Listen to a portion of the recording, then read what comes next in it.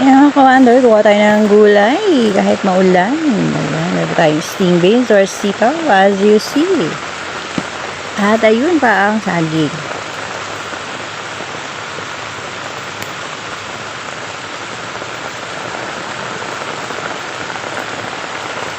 Ayan, ang ganda. Ay, tingnan yung init ng araw. Ayan, nadilig yung ating kanim. Kasi ka-wonder mga ng gulay, tsaka nagtatabas-tabas ako dito. Ayan, kita nyo naman. Tatabas-tabas si ka-wonder. Kahit yung ulan. Here. Ayan yung ating halaman. Tutukalin.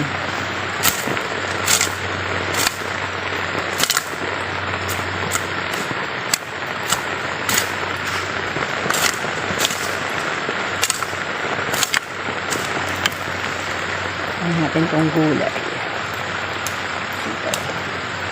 Ayan yung ating saging.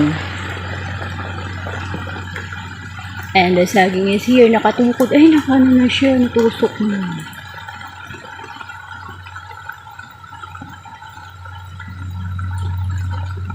Dapat may tukod pala to. Natusok na siya dito. Ayan, kaya natin bawasan ng dahon ng ating sitaw para hindi naman masyadong masupal ang ating sitawan.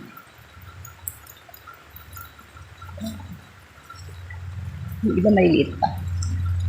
Yung iba kasi napanguha ng sa araw. Oha. So yun ka-wonder, tumiba tayo ng saging. Oha.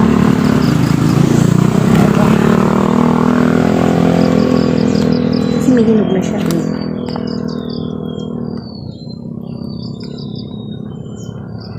Tutok na iba.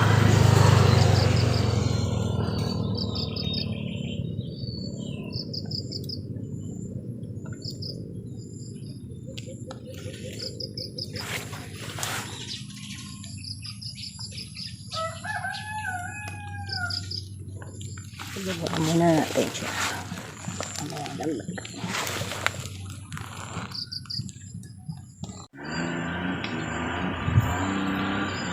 So, ayan nga, wonder, meron pang ilang peraso dito. Inabawasan ko siya ng dahon kasi sobrang dami ng dahon.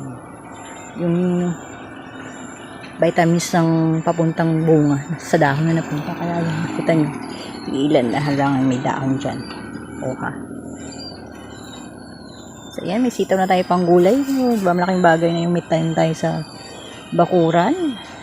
Pang gulay man lang. Hindi na bibilhin, diba? Ayan! Ako, minayapakan ako. Ayun pala. So, yan. I-harvest na tayo ang gulay, sitaw. Uha! Tabasa na si Quadrang. Ulan! As you see. Pick na tayo ng sitaw. Sting beans. Oha. So, hindi na namin bibilihin yan, di ba?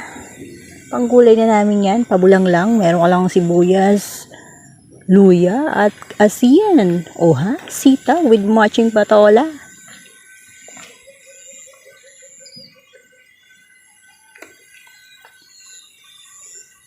Ilang peraso yun siya.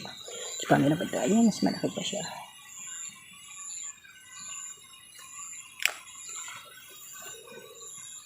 Pwede ba? Ipang gulay na si ka-wonder. Pabulang lang. Ang sarap. O, diba? Wala pa siya mga kung ano-ano mga ingredients. Pero ko lang kaunting betchin at kaunting asin. Oha. Gulay na at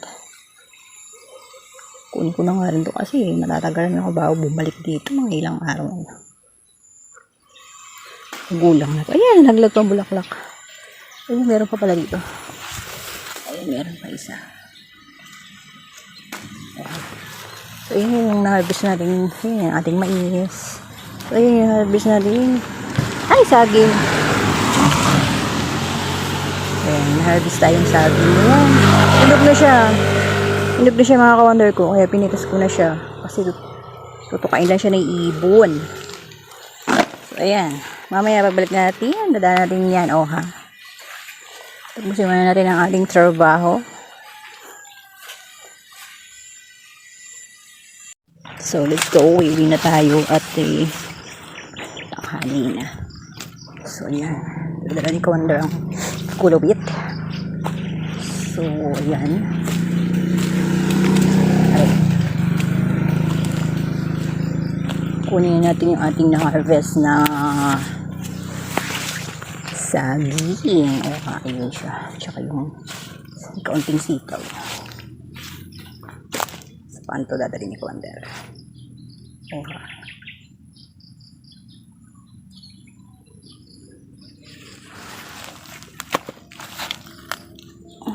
Sitaw din.